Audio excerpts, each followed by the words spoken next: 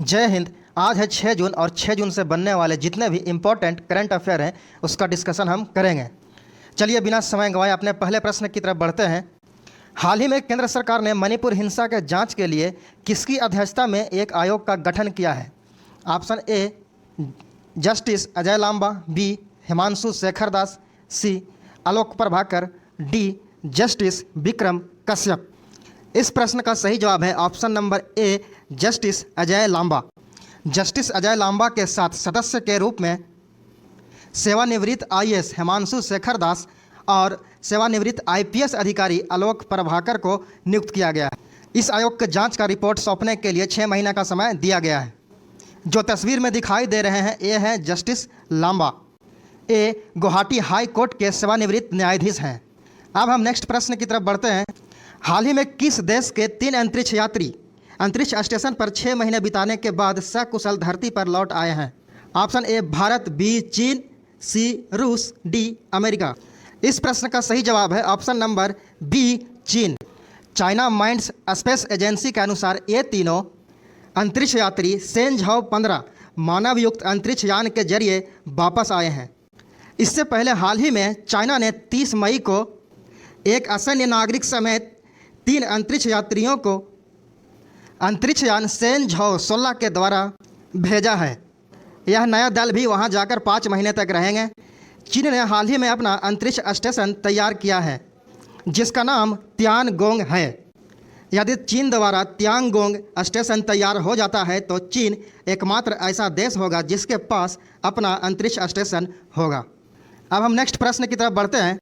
हाल ही में केंद्रीय मंत्री जितेंद्र सिंह ने किस राज्य या केंद्र शासित प्रदेश में 2 दिवसीय लैवेंडर महोत्सव का उद्घाटन किया है? Option A Punjab, B Jammu Kashmir, C Rajasthan, D Haryana. इस प्रश्न का सही जवाब है option number B Jammu Kashmir. Lavender महोत्सव का उद्घाटन जम्मू कश्मीर के भद्रवाह घाटी में किया गया है। अब हम जानते हैं लैवेंडर क्या है। जैसा कि आप तस्वीर में देख पा रहे हैं, लैवेंडर एक जड़ी बूटी वाला फूल का पौधा है जो अपनी खूबसूरती और सुगंध के लिए प्रसिद्ध है। इसका उद्देश्य किसानों को खेती द्वारा उच्च लाभ प्राप्त करवाना है। इसकी खेती जम्मू कश्मीर के लगभग 20 जिलों में की जाती है जिसमें प्रसिद्ध है पुलवामा और अनंतनाग। अब हम नेक्स्ट प्रश्न की तरफ हाल ही में केंद्र सरकार ने कितने फिक्स्ड डोज कॉम्बिनेशन दवाओं पर प्रतिबंध लगाया है? Option A 11, B 12, C 13, D 14। इस प्रश्न का सही जवाब है ऑप्शन नंबर डी 14। जी हाँ, केंद्र सरकार ने फिक्स्ड डोज कॉम्बिनेशन के 14 दवाओं पर प्रतिबंध लगा दिया है। फिक्स्ड डोज दवाएं वे होती है जिनमें एक निश्चित अनुपात में 2 या 2 से अधिक सक्रिय दवा सामग्री का समायोजन होता है। जैसे खांसी, सर्दी, बुखार में इस्तेमाल की जाने वाली दवाएं निमोसुमाब व पैरासीटामोल, क्लोफेनिरामाइन, मैलेट, कोडीन सिरप इत्यादि। इससे पहले वर्ष 2016 में भी 344 फिक्स्ड कॉम्बिनेशन के दवाओं पर प्रतिबंध लगाया गया था। अब हम नेक्स्ट प्रश्न की तरफ बढ़ते हैं। हाल ही में राष्ट्रीय प्रत्यायन बोर्ड NABH से मान्यता प्राप्त करने वाला पहला एम्स कौन बन गया है? ऑप्शन ए एम्स नई दिल्ली, बी एम्स नागपुर, सी एम्स पटना और डी एम्स गोरखपुर। इस प्रश्न का सही जवाब है option number B AIIMS Nagpur. राष्ट्रीय प्रत्यायन बोर्ड का मुख्यालय कहाँ है? तो नई दिल्ली में। और वर्तमान में इसके अध्यक्ष कौन है? के अग्रवाल। नेक्स्ट, हाल ही में शिक्षा मंत्रालय ने national institutional ranking framework NIRF 2023 जारी किया है। ओवरऑल कैटेगरी में प्रथम स्थान किस इंस्टीट्यूट को मिला है? Option A IIT Madras, B IISc Bengaluru, C IIT Delhi, D IIT Bombay. इस प्रश्न का सही जवाब है option number A IIT Madras. NIRF 2023 8वां संस्करण है।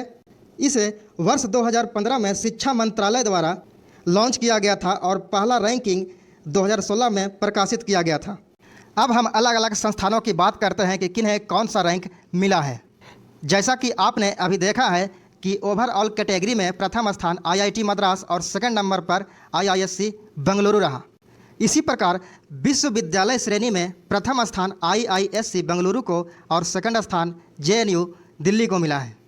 इंजीनियरिंग श्रेणी में अगर बात करें तो IIT मद्रास प्रथम स्थान पर और सेकंड पर IIT दिल्ली रहा। फार्मेसी में देखें तो NIPER हैदराबाद प्रथम स्थान पर और जामिया हमदर्द दिल्ली सेकंड स्थान पर रहे। प्रबंधन श्रेणी में अगर बात करते हैं तो प्रथम स्थान IIM अहमदाबाद और सेकंड स्थान IIM बेंगलुरु को मिला है। आज के करंट अफेयर्स में बस इतना ही। अगर करंट अफेयर का यह सीरीज आपको अच्छा लग रहा हो तो कृपया लाइक और सब्सक्राइब करें एवं दोस्तों के साथ शेयर करें। धन्यवाद।